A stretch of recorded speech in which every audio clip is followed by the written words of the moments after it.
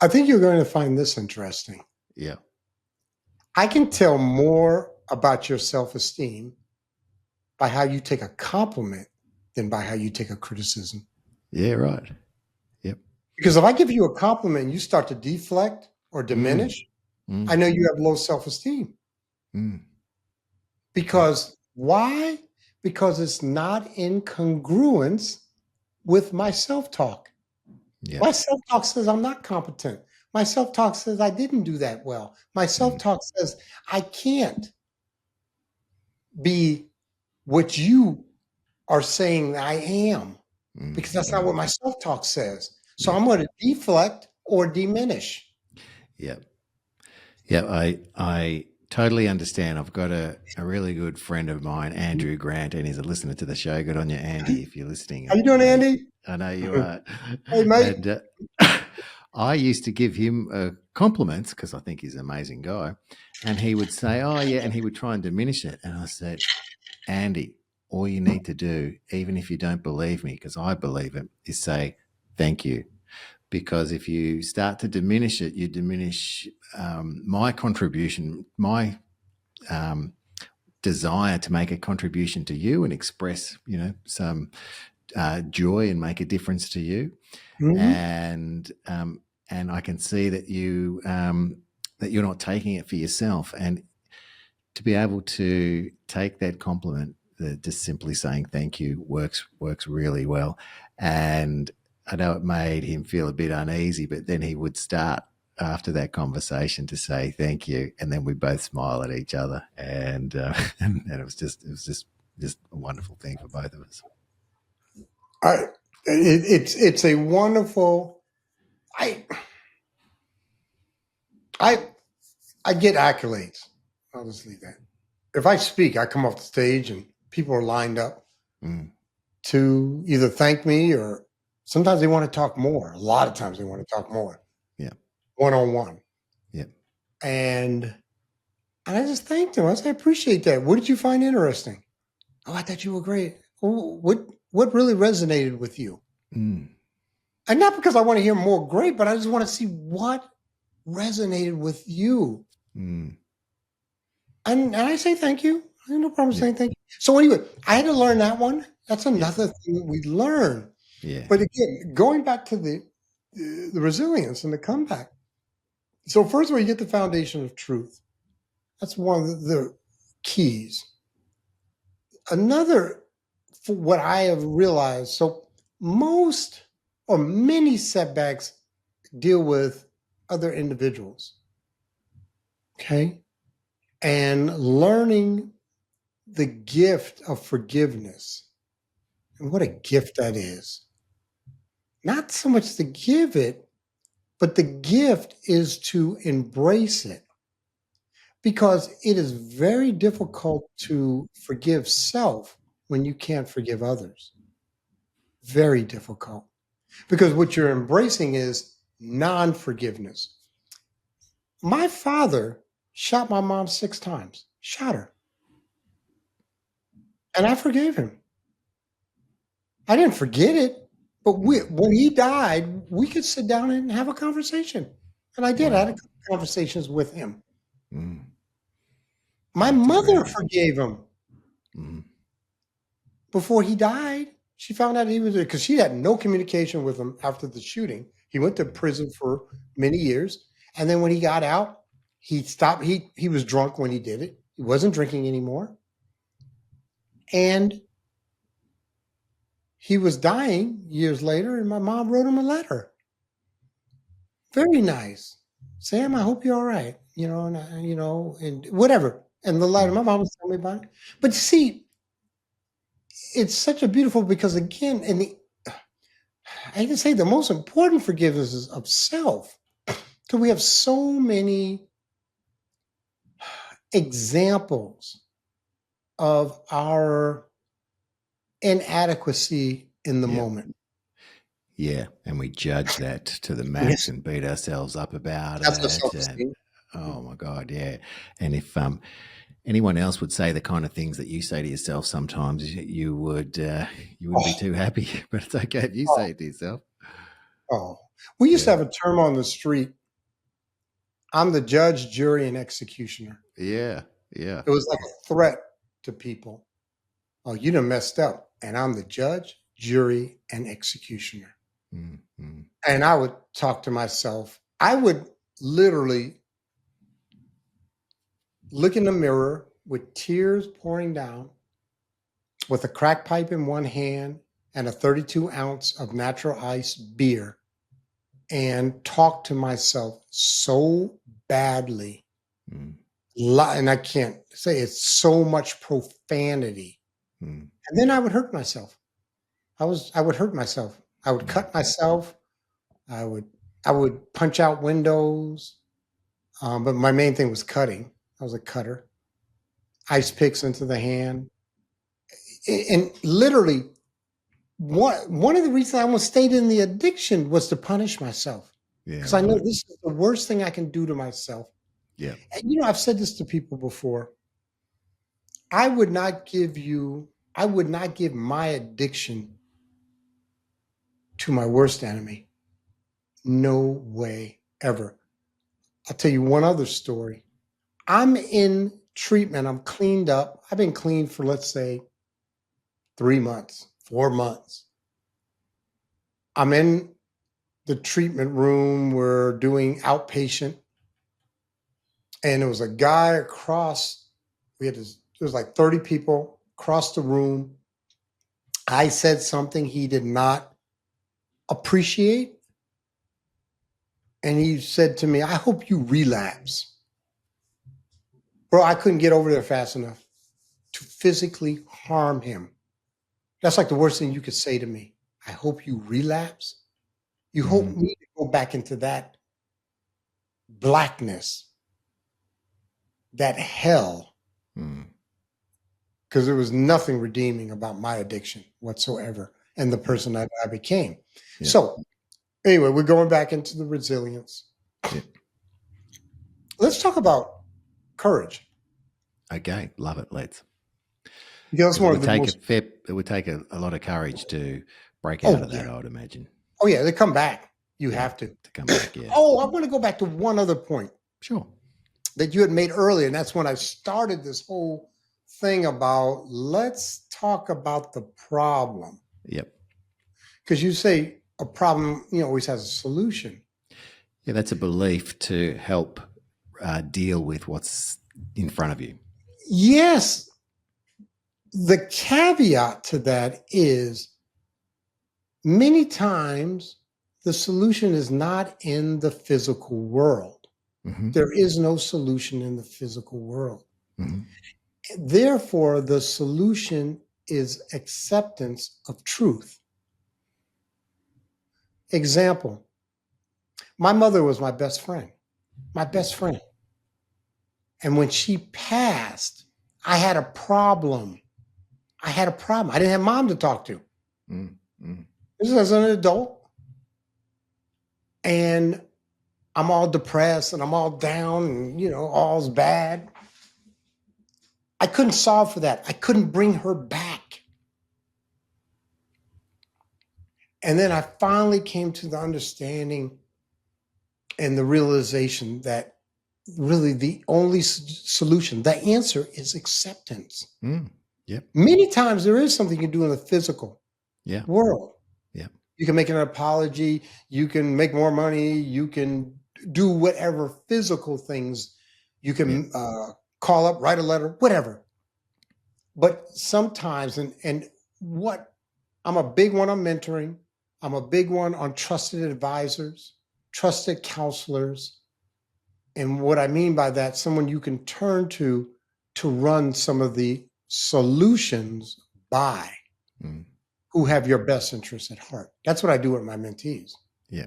I had one call me today. He had a concern. He had a challenge. Let's talk about it. What's the truth? What's real? Give me your best, in explaining. And Mm. then I gave him a couple of suggestions and, we came off. That's another thing I do. God, I'm just talking a lot about me, but I tell all the men I work with that I love them. I say, I love you, bro. He's nephew to me. He calls me Unc because he's younger. I said, I love you, nephew. He said, I know. Thanks, Unc. Because I've been with him 10 years. Yeah. I mentor. I have guys I've been mentoring for 15 years. Yep. Yep. It's open-ended. Okay. Well, Courage. bringing the love in is wonderful as well. Now, we agree because if someone has a resilient mindset and thinks there's always a solution to a problem, you're right. In that case, the solution might be acceptance. Yeah. And when I learned that, or someone explained to me that acceptance is the key to happiness, it blew my mind because it was so simple. And often I think myself and other human beings on the planet, we resist so hard because we're not accepting the way that something is, and we're fighting against it. And, maybe you're upset because that person never calls you. Well, just accept the fact that they're not a kind of pick up the phone kind of calling kind of person. It doesn't mean that it doesn't mean anything bad about you or that they don't like you or whatever. But if you accept the fact that that's how it is, and I just use that example as a I like it. as a light, as a light example. And because I'm the kind of person that before I learned all this, I'm the kind of person, if I'm thinking about you, I'll send you a message or give you a call and go, hey, I was just thinking about you. How are you? And not everyone's like that. And some people would say to me, John, how come you're always the one doing the calls? And it's like, yeah, because I have no problem because I want to have a connection with that person. Now, I accept the fact that not everyone's like that. So I'm okay if, it's not the same way as I am. And it's really been a pathway to a lot of peace and happiness in that word acceptance. So let's put another flavor, Sure. another side to happiness. Mm-hmm. I'm a strong believer that gratitude Oh, yeah. is the key to happiness. Yeah. And I have a definition of gratitude that's not in the dictionary. Oh, good. So my definition of gratitude is in spite of. In spite of. Right. So that means I have gratitude in spite of the circumstances in my external or internal world. Yep.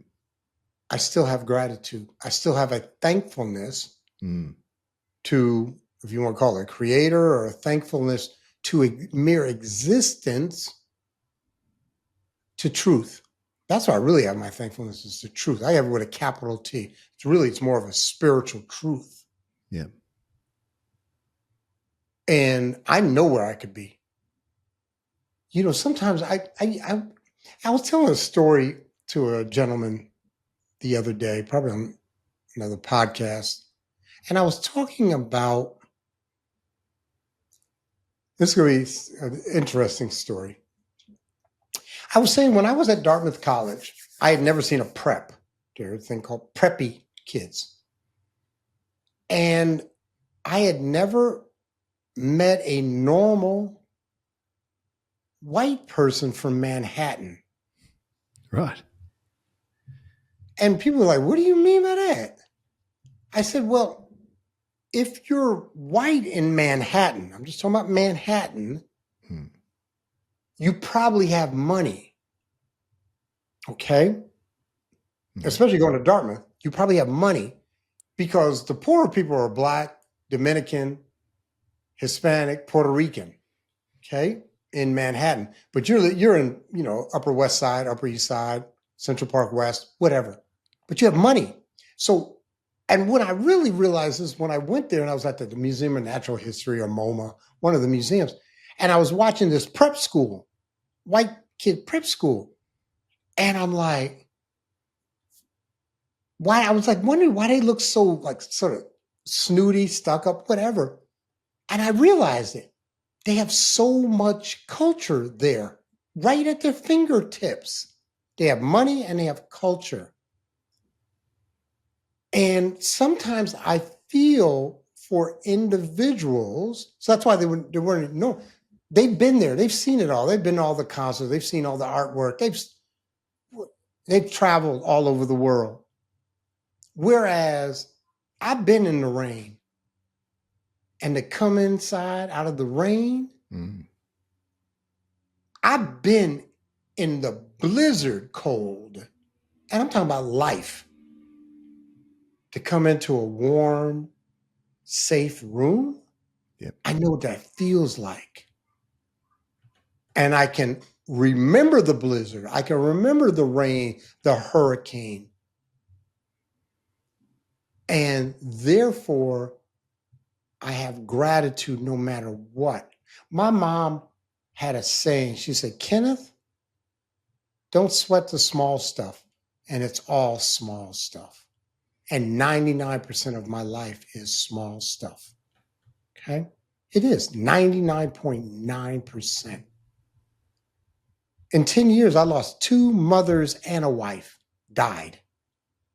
My biological, who I finally met, my adoptive, who I loved more than probably any woman in my life, and my second wife, all died.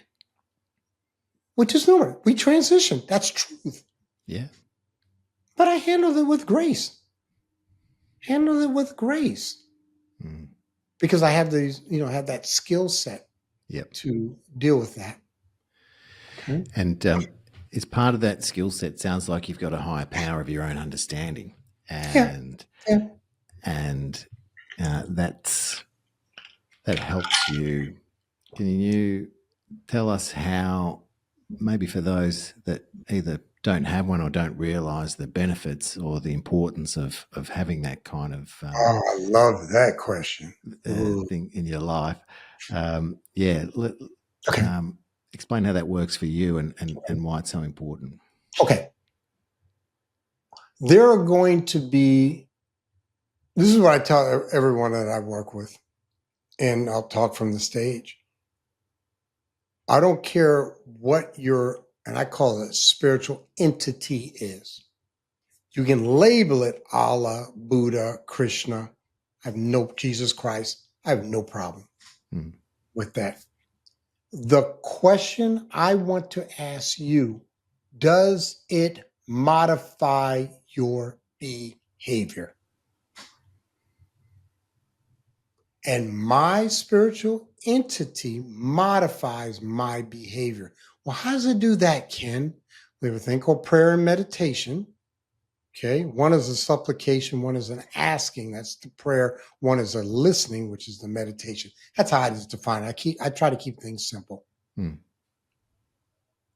99, I use that term a lot because life is like that. 99.5% of the time, I don't pray, I don't meditate.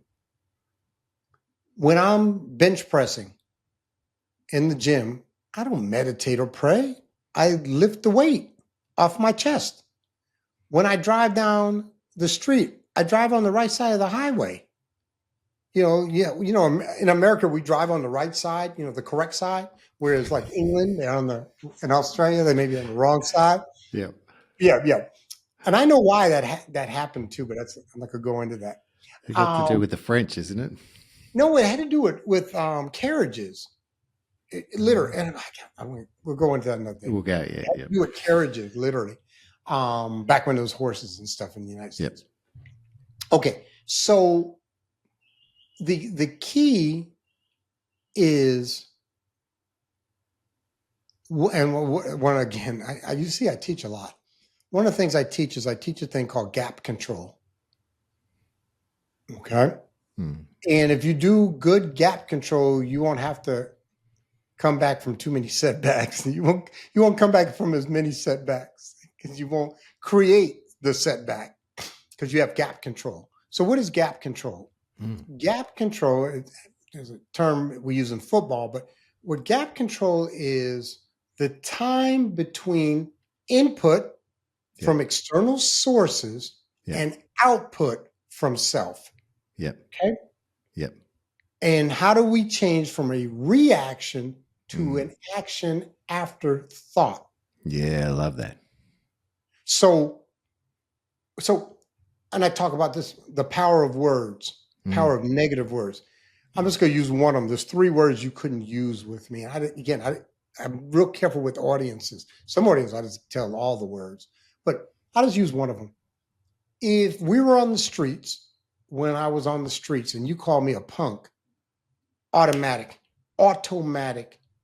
I would hit it. It would be physical violence. Mm. Depending on what weapon I had or my hands, be physical violence. Okay. That is obviously just a vibration of vocal cords, is just a word. Yeah. But I had a script I had to play out, and that's a reaction. Mm.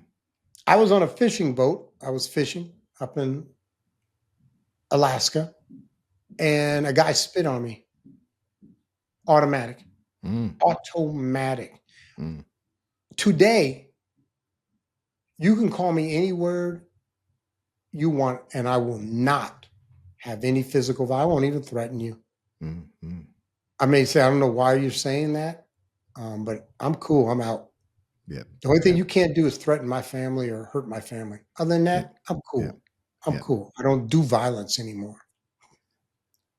So knowing that, how quickly, if you're in the programs of recovery, there's 11th step in the programs of recovery. Mm. Okay. Sought through prayer and meditation to improve our conscious contact with God as we understood him, praying only. And I love it because I always think, I speak French. I always think French, seulement, only of his will and the power to carry that out, which we can go back, we'll go into a little later, which is courage. The courage to carry that out. But what's his will? What's the next indicated correct thing to do? And I have had to go there, but it's so rare. First, I don't put myself in really adverse situations or that I need, but I don't react. I don't react unless that one little thing, and it hasn't happened in 16 years. Mm-hmm. That anyone has threatened my family. Did happen about 15, 16 years ago. And I dealt with it in a very positive way. Very positive way. Mm-hmm. Yeah, I love that concept, the gap. A previous guest on the show talked about the 7-second rule. So he will give himself 7 seconds if he can feel that his reaction is not going to be what he would like it to be, or he can feel that feeling come up. He'll go, I've got to pause. But this is a key one. Yeah. This is a key one. First of all, what do you do with that 7 seconds? Okay, that's number one. Mm-hmm. Number two, there are times, hear me on this one, you just need to run. You just need to run away. Yep. Because it's not going to be yourself. Yep. Yes. Yep. Yep. It's not even to protect yourself physically. It's protect what you might do. Yeah. Remember, maybe y'all got 3 more strikes. I don't got any more. Okay. I got 25 to life. Yeah. I don't want to get out at 88, and mouth, no teeth. Yeah.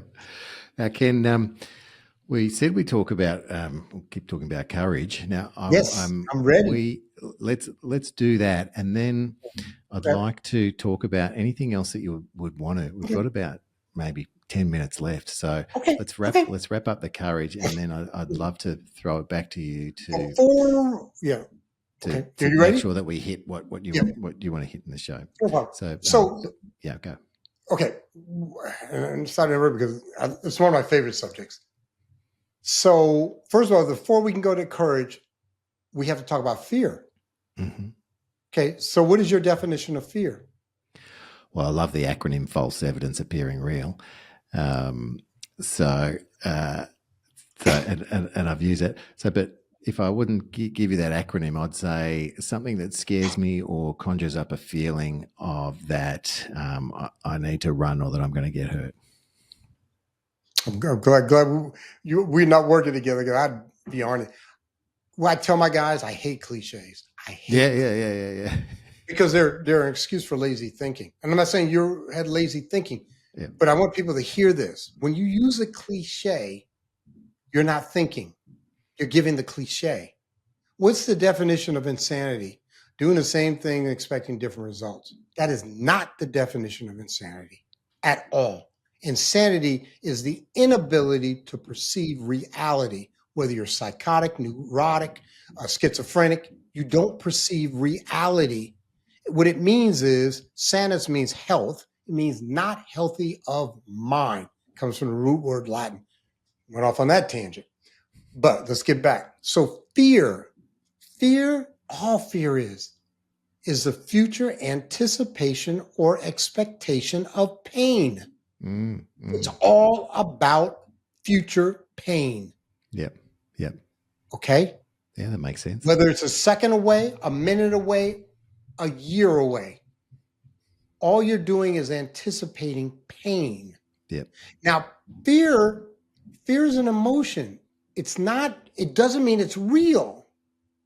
So a lot of times, I remember I used to get calls every once in a while. The boss wants to see me in the office on Friday at 10 a.m. And I'm like, oh, God, I'm getting fired. I know I'm getting fired. I remember, and that's what I thought when I went in there. And I didn't even want to go in there. There's been a couple times I didn't go. I just never showed up for work the next day. And probably they were going to fire me on those.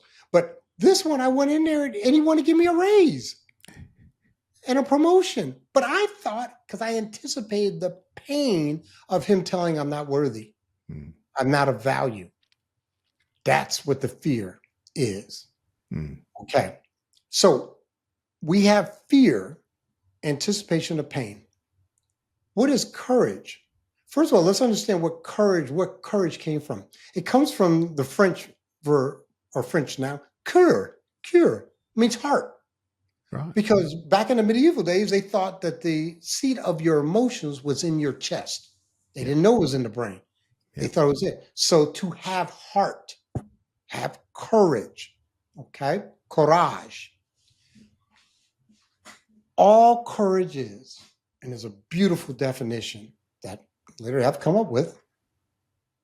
It is the willingness to accept the possibility of pain. That's all it is. Yep. I'm willing to accept. Doesn't mean it's going to happen. Yeah. But I'm willing to accept the possibility of pain. I'm going to do it anyway. I got to speak at the funeral. I'm afraid. I'm going to mess up. I won't say the right things. But I'm going to do it because I'm the oldest male. I'm the oldest female. Or I'm just the person they've chosen to speak at that funeral. Yep. Yep. Okay? Yep. I like that definition, and giving the power then to take the action because you have accepted that. To come back from the setback. Yeah. We need courage to actualize the solution. The solution is I need to make an apology. I wasn't wrong. I looked at all the facts. I've taken the time to see what the truth was. I had a part to play in this. Whether they clean up their side of the street, it's on them. I'm going to clean up my side of the street. And I'm going to go in there and talk to her and say, hey, I was wrong. Sorry I said that in the board meeting. My bad. I take responsibility for that. And I never do. When I teach on making amends and apologies, I never ask for someone to forgive me. No, that is the choice they can make. But I will make the apology or the amend. Okay. Gotcha. Yep. Yeah. Yep. So that's courage. So you've had an extraordinary life. You've written the book. You're mentoring and helping people. You speak on stage.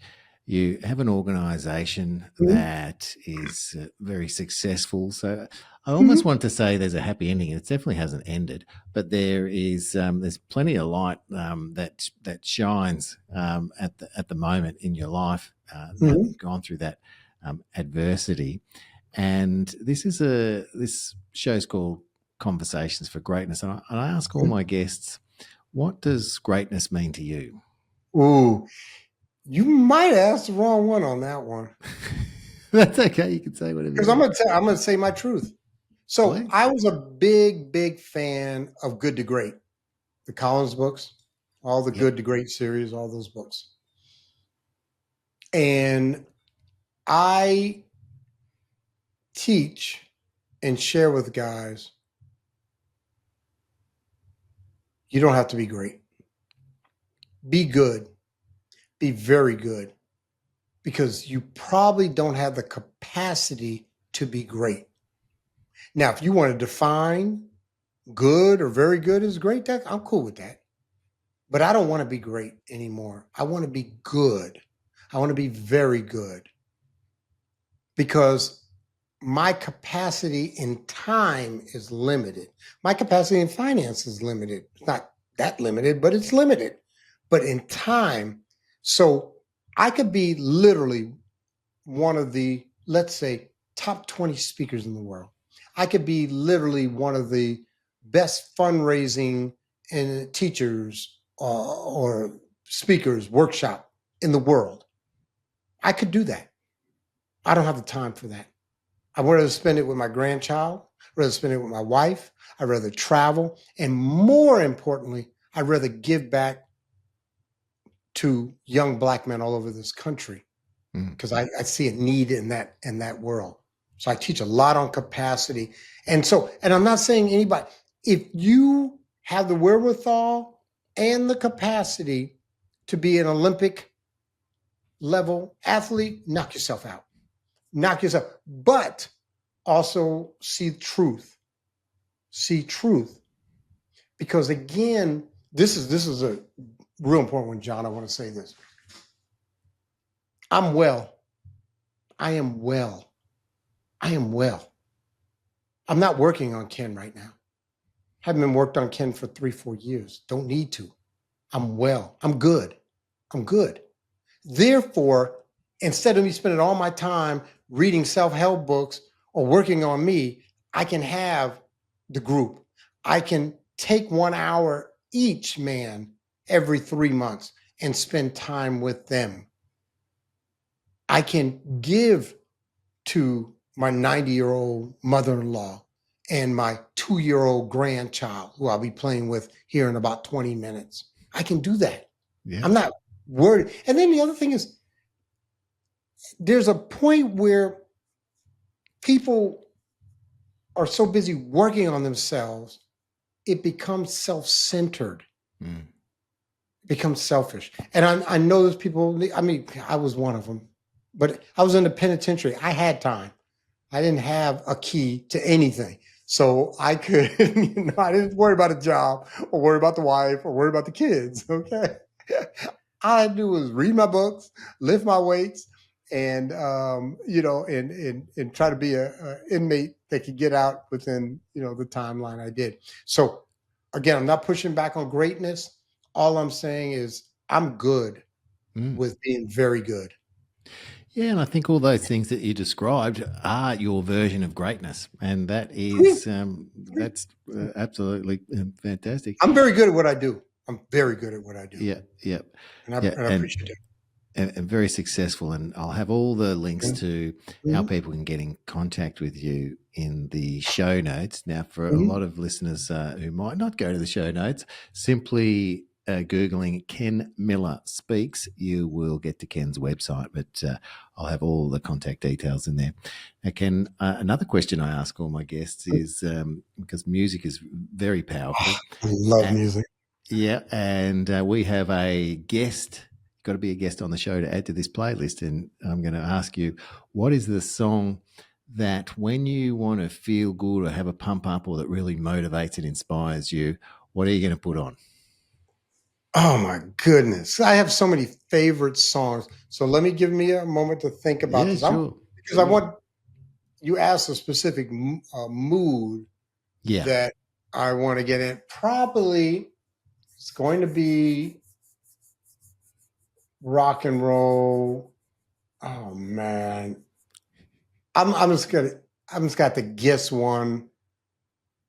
If I really want to get revved up, it's going to be Dead Memories by Slipknot. Oh, really? Yeah. Okay, Slipknot. Okay. Yeah. I'm a heavy metal. I grew up on heavy metal, bro. Yeah. That was my first music. My first 8-track was Nazareth, Hair of the Dog, 1975, A&M Records with Love Hurts on there. Please Don't Judas Me.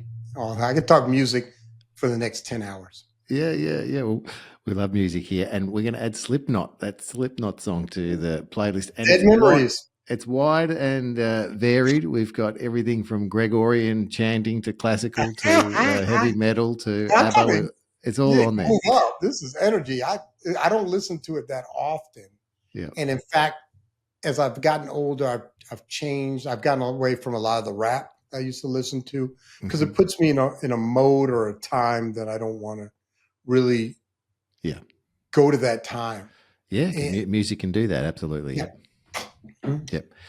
Hey, Ken, we could speak for hours, and I really appreciate this conversation and your time today. And thank you so much for being on the show. I got heaps out of talking to you just now, and I know our listeners will as well.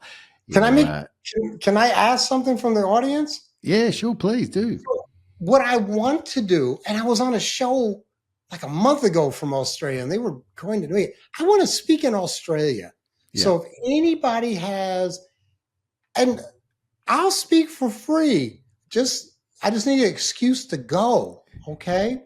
Yeah. So if anybody would love to hear, and I'm really interesting in person when I speak.